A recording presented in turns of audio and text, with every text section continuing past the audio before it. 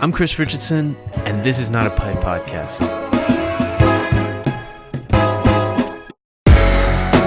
Today I'm speaking with two co-editors of Robot Ethics 2.0, From Autonomous Cars to Artificial Intelligence. I have here Ryan Jenkins and Keith Abney.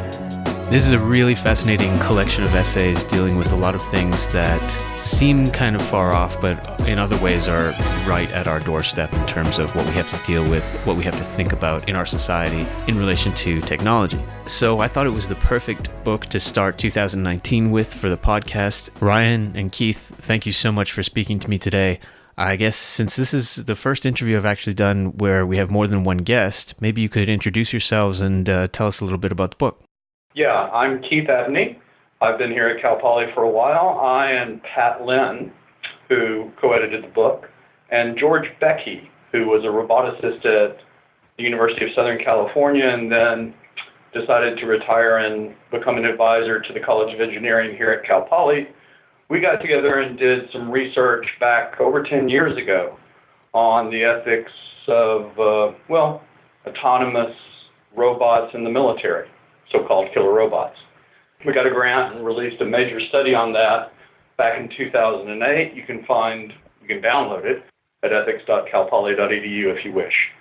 So Pat and I and George started working on various issues in ethics and robotics then, and we co-edited the first version of this book, Robot Ethics, that came out with MIT Press in 2012. And so I've been working on this and related issues ever since. And then in the last few years after 2012, we got a new hire in the department, a fellow named Ryan Jenkins, and I think it's time for him to introduce himself now. Yeah, thanks. So I'm Ryan Jenkins. I'm an assistant professor in the philosophy department here at Cal Poly. In graduate school, I cut my teeth thinking about military ethics and cyber war. Those are some of the first things that I was thinking about in terms of technology ethics. And since then, I've been very interested in autonomous weapons, or so-called killer robots, and autonomous vehicles. So that was my entree into the field of robot ethics. And I think that there's a really interesting contrast, just to give you one issue that interests me. There's an interesting contrast in the difference between the way the public views those two different technologies. A lot of us are eagerly awaiting autonomous vehicles or driverless cars, while at the same time, most of us, I think, shudder at the thought of autonomous weapons or weapons that are empowered to select and engage human targets without any kind of human oversight. So why would that be? Both of these technologies involve turning over very important decisions, life or death decisions, to robots.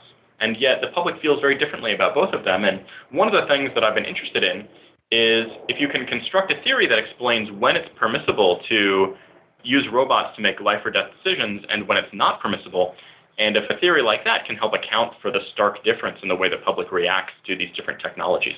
Okay, I appreciate that. So Ryan and Keith, maybe we can start with why Robot Ethics 2.0. What happened that made you think it's time to update this already? Because it was 2012, right? The first one came out. And so what's changed since then? What's happening in 2.0? Well, yes. So the first one came out in 2012. And since then, lots of developments. Here, our colleague George Becky retired for real, I think, instead of just from Southern Cal. And so we needed a new third co-editor.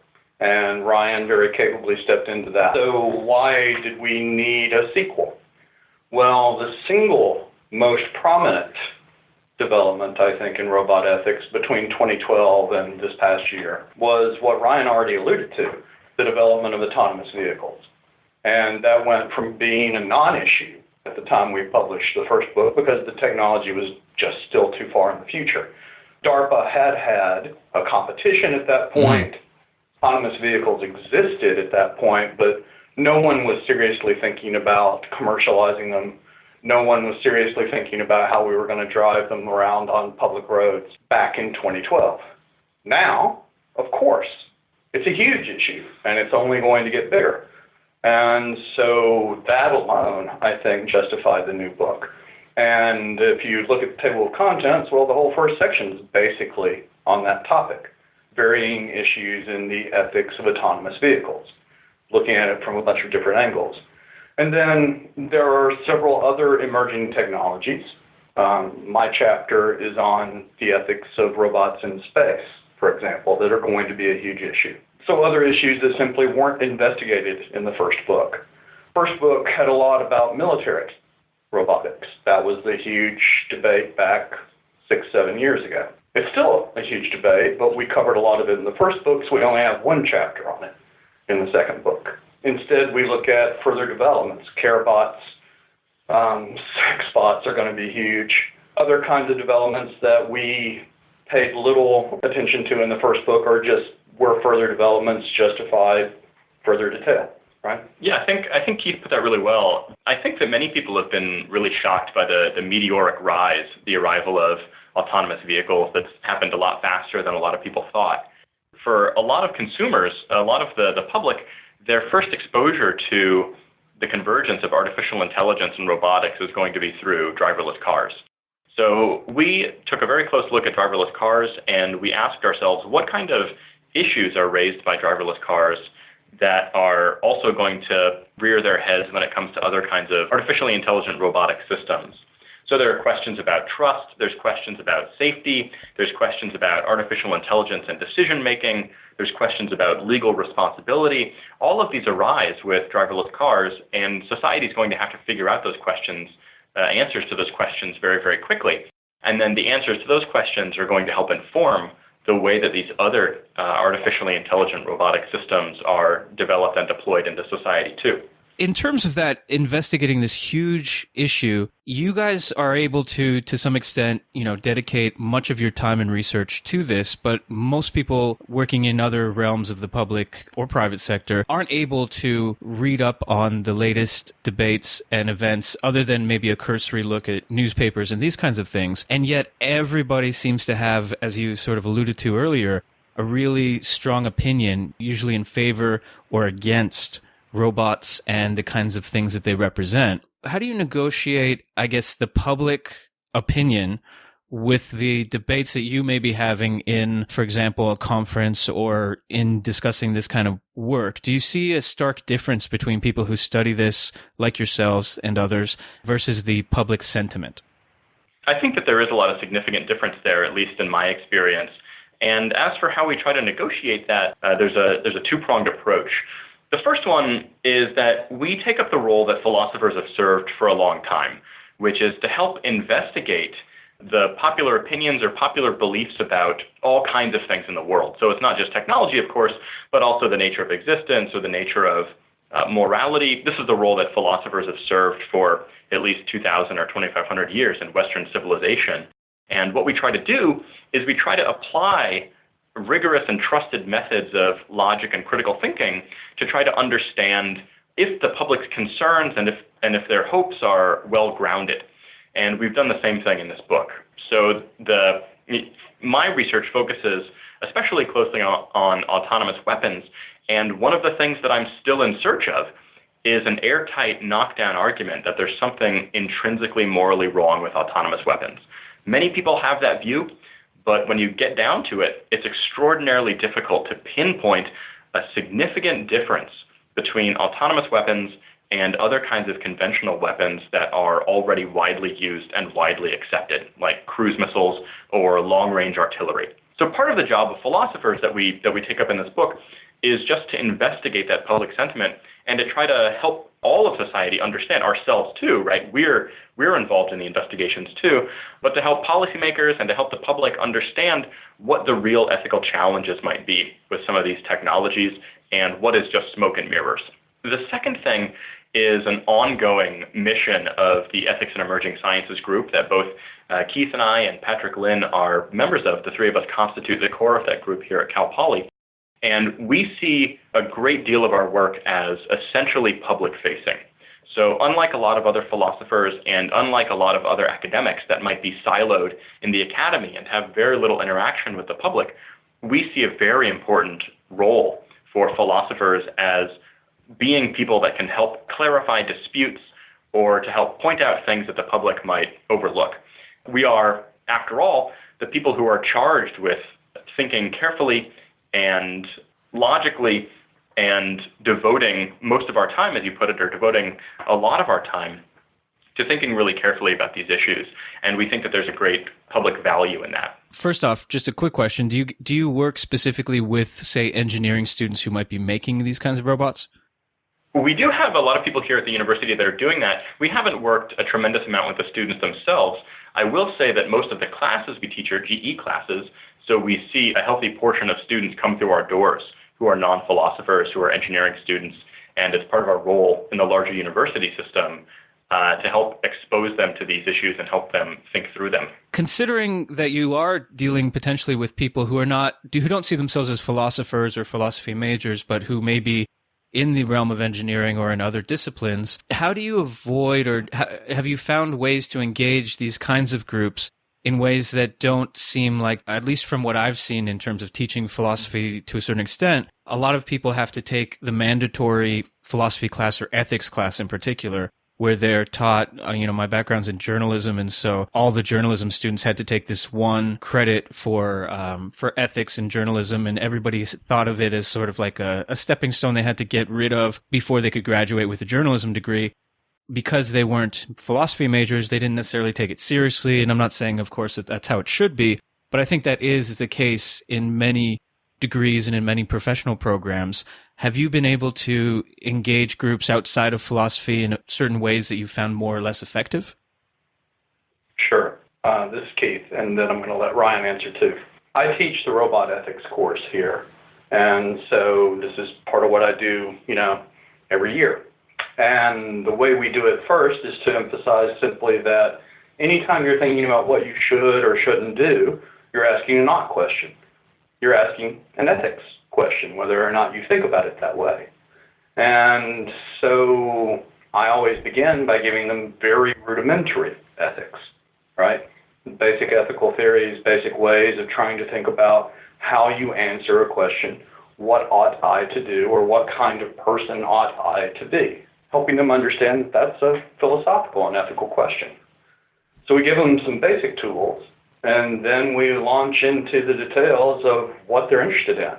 And fortunately, we have several different courses that satisfy this requirement, not just one. And so most of the people who take robot ethics are already really interested in robots, whether or not they're interested in ethics. So I get them to see, hopefully, at least if I succeed, that part of being really interested in robots is being interested in ethics, because you're asking questions about what ought I to do as a professional when I deal with robots. What kind should I build? How should I build them? How should I program them? How can I help make sure they're used responsibly? How can I make sure they're not used irresponsibly? What kind of obligations do I have as a professional in this field? All of those kinds of questions that are part of on-the-job learning, I help them understand are basically philosophical, specifically ethical questions. Now, in any applied ethics course, I think we're doing this, whether it's business ethics or any of the others. But since we're talking about robots, I'm talking about robot ethics. And Ryan has his own take on it. Yeah, I'd like to borrow a line from Don Howard, who's a philosopher of science and technology at Notre Dame. And he put it really well to me one time.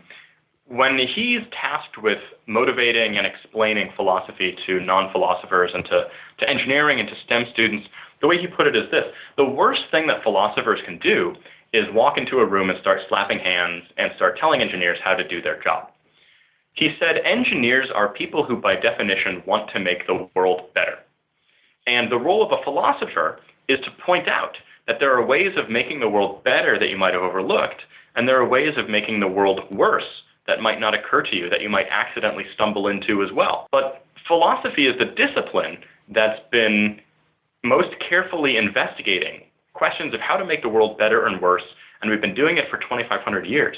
And we'd like to think that we've built up some expertise in that time. And so what we want to do is not have this top-down kind of hierarchy where we're telling people how to do their jobs, but rather we see ourselves as offering a service, making ourselves available to engineers and other people that have this awesome responsibility that concerns the kinds of tools that they create and the way that they stand to shape society. Obviously, I mean, I believe in philosophy and the value of it. I know that it can as well be challenging sometimes.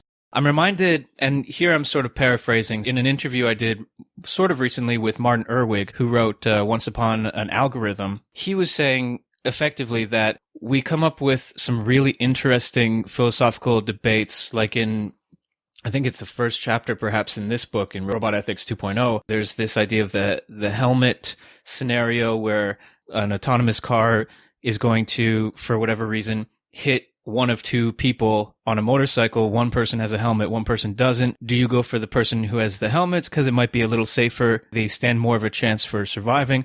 Or do you go with the person who chose not to because the other person is already being conscientious and the one without the helmet is not? I mean, there are a number of really interesting, really thought-provoking scenarios that I think are common, especially to illustrate a point in philosophy. But what he, and I think as a representative of a lot of other thinkers, said was these particular scenarios are almost never going to happen. And if they do, it's one out of hundreds of millions or something, whereas hundreds of thousands, if not millions of people globally die from automobile accidents that are human caused. So you're effectively going to save potentially hundreds of thousands with smarter robot cars, for example. And these scenarios, while really interesting to discuss, ultimately represent 0.00% of this kind of situation. I'm curious how you two would respond to that kind of assertion. I would start by saying, notice this already assumes a certain ethical theory in the very response, utilitarianism, that all that matters is lives saved or lost, right? So should we steal food out of your plate, right? Take money out of your bank account and use it to feed starving folks in Africa right now? I mean, a utilitarian has a straightforward answer. It's not automatically clear to me that utilitarianism is true. It's certainly one prominent moral approach.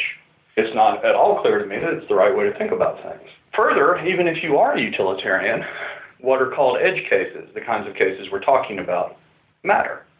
Because it may turn out that in thinking about them, you realize that either you were mistaken about how often they're going to happen, or the whole point of thinking about emerging technology ethics is that as the technology changes, what's moral and our moral questions change. It may turn out that once this technology becomes widespread and cars start drafting each other at minuscule distances because, hey, they're not prone to human limitations anymore, right? They can draft each other at a micron distance, right?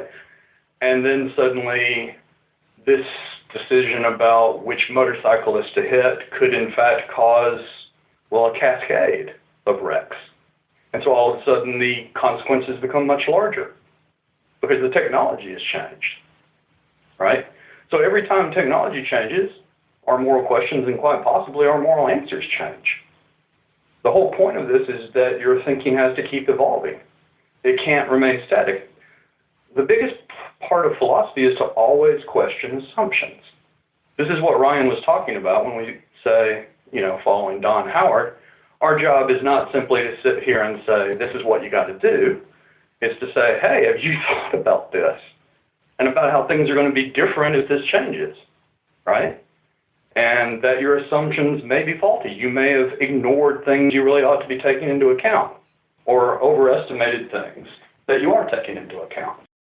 So I think part of the difficulty here might be that we're dealing with a case like this, the case of the two motorcyclists, one wearing a helmet and one not, and people view that case very superficially. They think, all right, well, maybe once in a blue moon, an autonomous vehicle is going to be in a case exactly like this, where there's someone wearing a helmet and one person that's not, and exactly one of these people is going to get killed and so on. And the point is not to take these kinds of thought experiments so superficially, but to try to appreciate the role that they play in constructing a theory of ethics. So the purpose of cases like this, as Keith mentioned, is to think about what we call edge cases. It's to, as Pat Lin, the first editor on this book would say, our colleague here, he'd say the purpose is to stress test the assumptions that we've made. So if I were going to re-describe this case, this thought experiment, I'd say that what it's really about is the kinds of weightings that engineers are going to have to make when they're designing their algorithms, when they're engaging in top-down programming of moral machines or ethical robots, and if they're going to put their fingers on the scale at all for determining how much weight to give towards something like safety versus someone who's obeying the law. And this still might seem like a fanciful case, but really one of the things that I've appreciated in the last couple of years since I've been studying autonomous vehicles is I've become very introspective, very reflective as a driver myself. And very often I'll think to myself, how would an autonomous vehicle navigate this situation? Whether that's a case where I'm on the highway and the lane markings disappear. That happens all the time. Is an autonomous vehicle that operates with a series of cameras to detect the lanes, like the Tesla Model S, is that car going to freak out and not know what to do for a couple hundred feet? That would be catastrophic. Or what about when it comes to something like breaking the law? So this is an example, this is a case that I think is illustrated by the case of the two motorcyclists. We do things all the time as drivers that break the law. We cross the double yellow line. We have to go around someone who's parked illegally. We might have to break the speed limit for good reasons or for bad ones. But even the question of what counts as a good reason is, of course, a philosophical question. I broke the law this morning on my way to work because I had to go around someone. I had to cross a yellow line to go around someone that was parked. And one of the things that these cases are supposed to help us think about is how much weight are we going to assign to obeying the law? If we see someone who's obeying the law, are we going to reward that? If we see someone who's disobeying the law, are we going to punish that? Are we going to attenuate the value of their interests in our algorithm? And so on. So these cases might seem fanciful, but their purpose is to point to deeper questions, in this case, about the kinds of conflicting values that we're going to have to weight and we're going to have to compare in these algorithms. And more precisely, to follow up on what Ryan said, one of the things we want to focus on are unintended consequences and problems of abuse. So, for example, if you answer the way your previous authors seem to indicate, yeah, aim for the guy in the helmet, right? That's safer. That's what a utilitarian would say. Well, as soon as that becomes public knowledge, guess what will happen to helmet wearing? Mm-hmm. One of the aspects that definitely considered in reading that and similar things is the idea of gaming the system. So once you know, for example, that maybe in any kind of situation like that, cars will favor the helmet wearer, for example, everyone starts wearing helmets, is that then part of this cascade that the engineer ought to think about? And if so, how do you suggest even approaching that kind of repercussion? Absolutely. I think a programmer has to try to think about this. And it's complicated. They're going to have to think about all of the foreseeable likely consequences, intended or unintended. So another example would be another problem of abuse. Right now, I suspect you probably don't jump out in front of a moving vehicle playing chicken with it, right? Mm. But autonomous vehicles are programmed whenever a human is in the road to, well, stop or swerve. So already we have reports, right, where the Google cars, the Waymo cars, I guess I should say now, people have already figured this out and are beginning to play chicken with it. Or suppose you are an asshole teenager and you just want to run somebody off the road. You wait until you're behind an autonomous vehicle and then you drive right at it, and it'll go off a cliff. Right now, with a human driver, not going to be an issue. But with an autonomous vehicle, the way they're programmed right now, so all of these unintended consequences have to be taken into account. And they're going to happen because it's not just the technology that changes. It's human reactions to the technology. This is a co-evolving system. I think that so I agree completely with what Keith said. I think that one of the things that, at least myself personally in my research and my teaching recently, has been to encourage engineers to broaden the list of considerations that they take into account when they're designing their systems. So they all know that they have to take into account certain ergonomic features, or they have to take into account the tensile strength or the materials that they're working with. But it's less common, I think, that they're taught to seriously think about the way that their designs, the way that their inventions will interact with the broader socio-technical system, the way that the machines will take up a place within society, and they'll respond to certain incentives, and then they'll reciprocally shape other incentives and change the way that people behave towards those tools. Let me give you one example of this. We all know that cars go through safety testing. We make sure that they're relatively safe within a crash and so on. So designers already feel a pressure to respond to the physical characteristics of their passengers' bodies. That's just what safety testing is. They have to know how a human body is going to experience this crash. But they don't seem to pay the same kind of attention, or they don't seem to approach with the same seriousness the psychological properties of their drivers and their passengers. So an example of this is in Tesla's autopilot system. You set up autopilot, you click through a couple pages of end-user license agreement that absolves Tesla of responsibility. Everyone clicks, I agree after looking at the thing for a couple seconds. And it says you have to keep your hands on the wheel, your eyes on the road. The problem is, we've known for approaching a century now that humans have difficulty paying attention to monotonous tasks for a very long period of time. The British did studies about this in the 40s during World War II to try to measure how quickly people's attention starts to wane or they start to get distracted when they're asked to do something very monotonous. I mean, think about it yourself. What happens when you're riding shotgun on a long road trip and you're just staring at the road for a couple hours and you're not in control of the car? You probably go to sleep. Now, we know this. We're very confident about this from studies in psychology.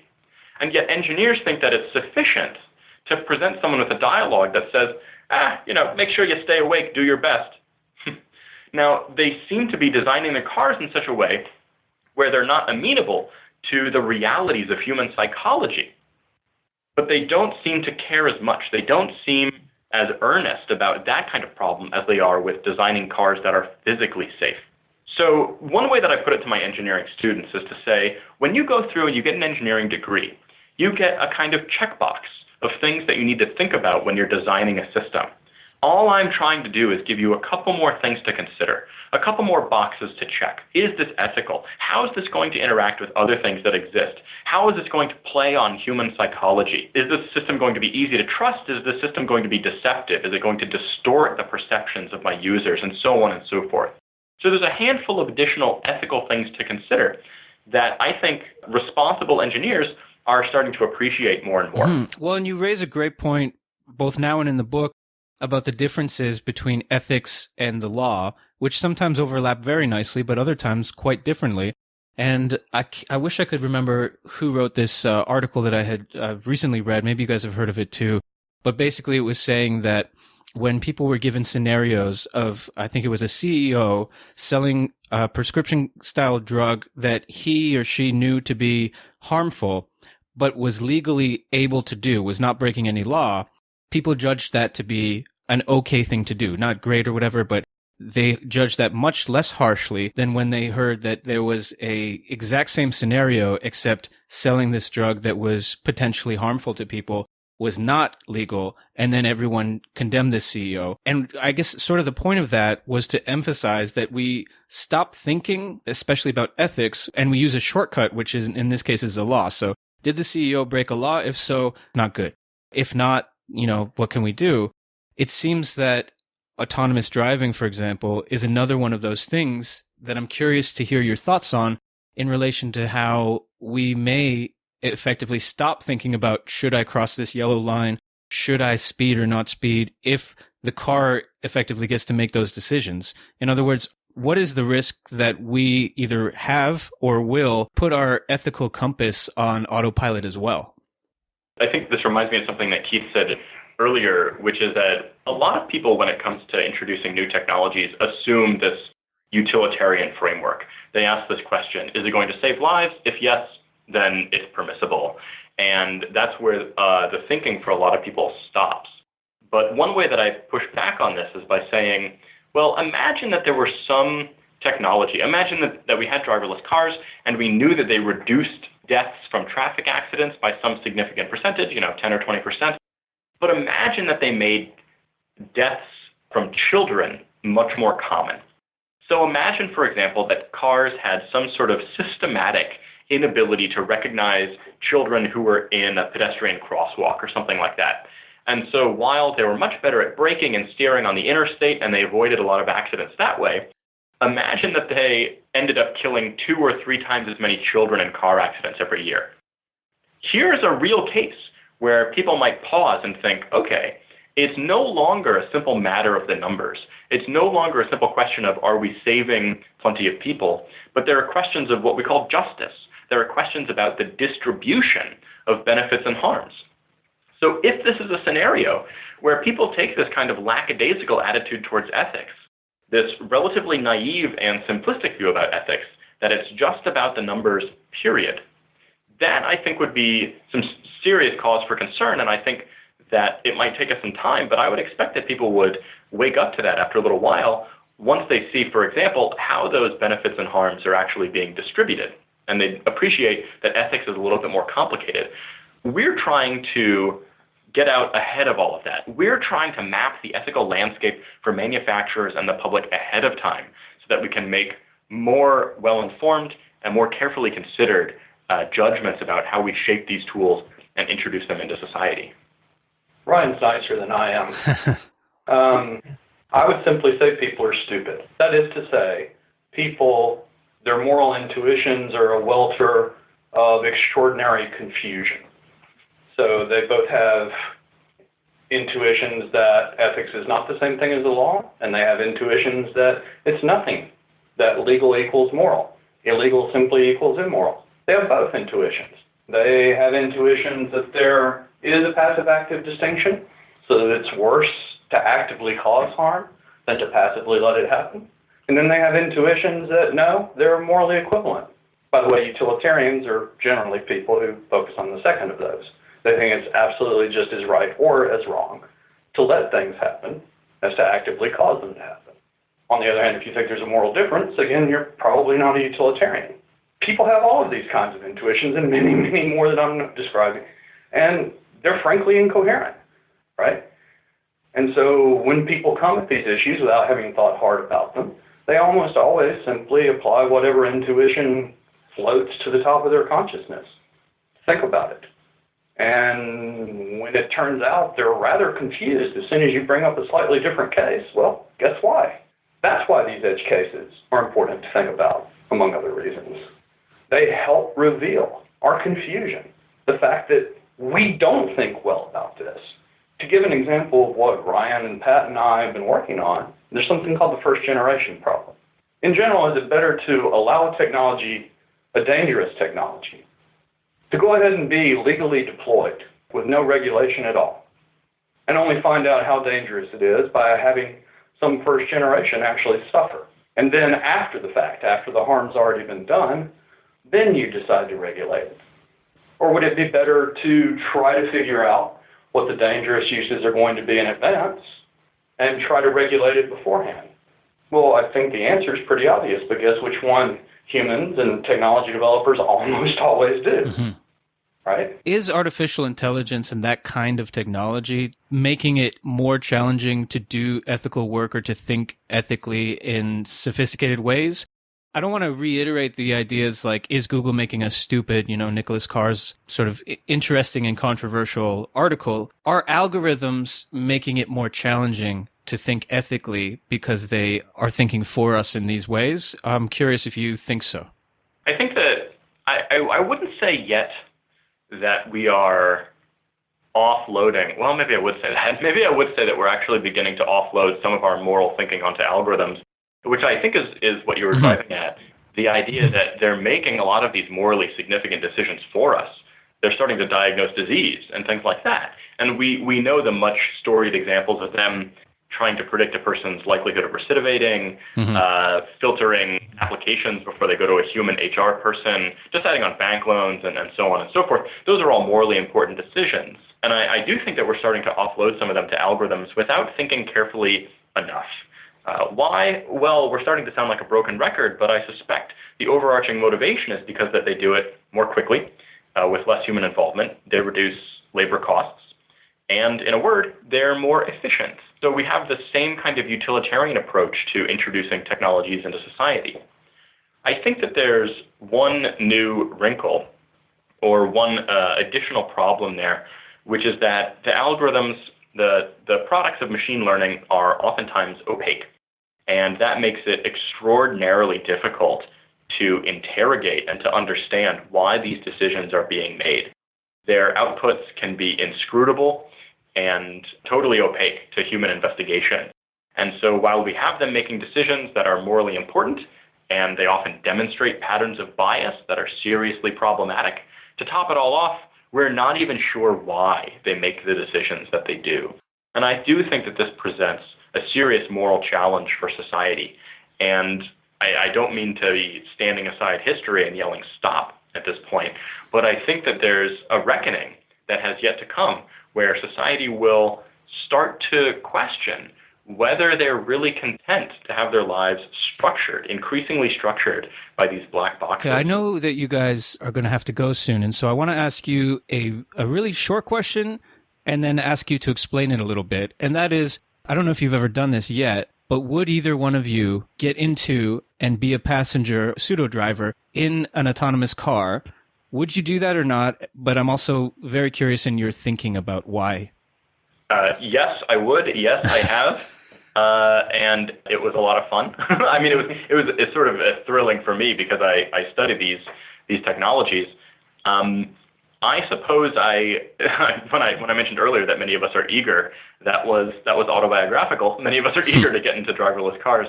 And I think that in this particular case, I felt relatively safe. I was on the highway, which I know is an environment that they're pretty well suited for. I had my hands an inch from the steering wheel. I did it for 30 seconds or a minute. I went between one exit on the freeway to the next exit. So now there's a big difference between doing that and getting in one of these cars and trying to go across country while I take a nap in the back, right? So I would draw the line somewhere between those two cases. Yeah.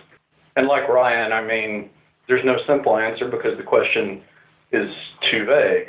So yes, on a well-marked road, on a sunny day that's been amply mapped by Google Maps, right, where it's not too much traffic, where there aren't any unexpected hazards that haven't been mapped yet. Sure, of course, no issue. Matter of fact, like Ryan, I can't wait. I hate driving. I can't wait for autonomous vehicles to be safe enough for general usage. That's all the more reason why I want them to get it right the first time, so that they don't screw this up and have widespread public backlash that slows down the safe adoption of the technology. But would I get in one right now in a rainstorm or a snowstorm where the lanes are not well marked, where there's been a recent accident in construction and we have to go around things? Hell no. It's not safe yet. Well, as people try to negotiate the many questions that come up in these kinds of issues that you deal with in robot ethics, one thing that has interested me more recently is the idea of separating out or somehow distinguishing between, for lack of a better term, crackpot ideas, things that are really kind of ridiculous, almost outside the scope of reality, fears about artificial intelligence and robots and these kinds of things, versus arguably well-founded, valid concerns that we ought to be thinking about. Sometimes these are very hard to distinguish. I mean, you in this book have a chapter that's involving interviews with the Unabomber, who is very concerned about technology and society. It made me recall one of my undergraduate classes that a professor, and I'm sure this was not the only school where this happened, the professor got us to read some of that manifesto without telling us what it was. And it doesn't really sound any different. I mean, this was a former professor. It doesn't sound that different from other materials we would read. But then as soon as you hear this was a Unabomber, you kind of think these ideas can't be valid, or it's scary that I believe these things.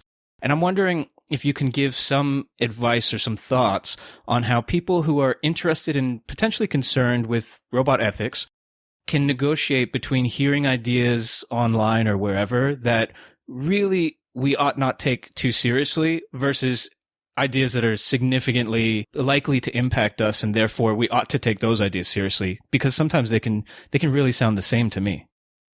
So in the first book, in the final chapter that I wrote with a Italian roboticist, Gianmarco Verrugio, we talk about the Pinocchio Syndrome and other issues where science fiction, and often, quality science fiction, but sometimes science fantasy, it might better be called, has affected people's perceptions. And a basic principle of ethics is ought implies can. To say you ought to do something implies you're capable of doing it. But a straightforward corollary of that, of course, is that if something's technologically impossible, then of course it makes no sense to talk about whether you ought or ought not to do it. It's impossible. And so the short answer to your question is people need to know more about the difference between near-term technology and far-term or imaginary technology. So when people get way ahead of where the technology is or is likely to be, then they conjure up imaginary fears. So, for example, thinking that the Terminator is going to come back from the future and kill us all, well, at least for the next couple of years, I can pretty well guarantee you that's really not a legitimate worry, right? They're not there Unless yet. they time travel, and then they can go back anytime. That's what I was about to say. I was going to say, so, okay, when the technology of time travel is immature, then sure. But once again, while fun to think about, that's not a realistic issue, at least for the foreseeable future. And so any worry that starts with imagined time travel is not a real legitimate ethical concern.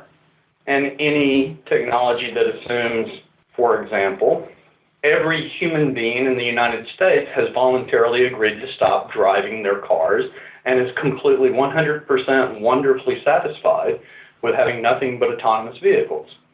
I actually hope that would happen. It would make the transition easier, but unfortunately, it ain't going to happen. There's too many people who, unlike me, really love to drive. And so for the next 10, 15 years, short of the government engaging in draconian lawmaking that I just don't expect, there's going to be a mix of human and robot cars on the road. And assuming anything else is, again, a misplaced short-term ethical concern. I think I'd like to echo something that Keith said earlier, which was one of the primary functions of philosophy and of critical thinking is to try to illuminate the assumptions that are being made whenever you're told something. So, for example, you mentioned artificial intelligence, worries about artificial intelligence, and one of the things that we hear often is, say, the simulation argument, the so-called simulation argument, the conclusion of which is that we're all just beings inside some giant computer simulation and so on and so forth. And this argument has convinced a lot of people who are perfectly intelligent people. And I think part of the explanation for that is that they don't appreciate that it rests on some tremendously controversial assumptions about the nature of consciousness, which exercise me to no end. That when and almost all philosophers of mind, by the way, agree with Ryan. Yeah. It's kind of ridiculous. Yeah, and if you consult the community of experts in this domain, which are philosophers of science or philosophers of mind and neuroscientists, they're going to tell you, look, this, for all we know, this is impossible, what's being discussed here, so you shouldn't lose too much sleep over it. You know, Winston Churchill said that a lie gets halfway around the world before the truth has a chance to put its pants on. And I think that we experience some of that doing the ethics of technology, which is that these, as you put it, crackpot theories can get halfway around the world before the people that actually bring some logic and some careful thought to them can put their pants on. So if people encounter things like this that they suspect might be too outlandish to be true, my advice to them is to get a second opinion, to slow down, to try to identify the assumptions that are being made in the argument, and then investigate whether those assumptions are popular or whether they're widely rejected. And really, these are just basic rules of thumb for critical thinking. And as philosophers, we see that as part of our job and part of our charge to society is to bring those kinds of methods to broader public appeal. Yeah, well, Ryan and Keith, I want to really just thank you for your discussion with me today. I think that's cogent advice to leave people with. Are you working on anything that you'd like to just mention in terms of where you're going from Robot Ethics 2.0? As Keith mentioned, we've been thinking a lot about space ethics lately. I've been thinking a little bit about space colonization, some far-term, interesting ethical and existential questions that are raised by that. Keith has been doing some work on robots in space, both the near-term and the farther-term stuff. We've been looking into other kinds of issues in military ethics and emerging technologies, whether that's cyber or Internet of Things, the kinds of risks that those might raise for society. We don't want to give too much away, but stay tuned.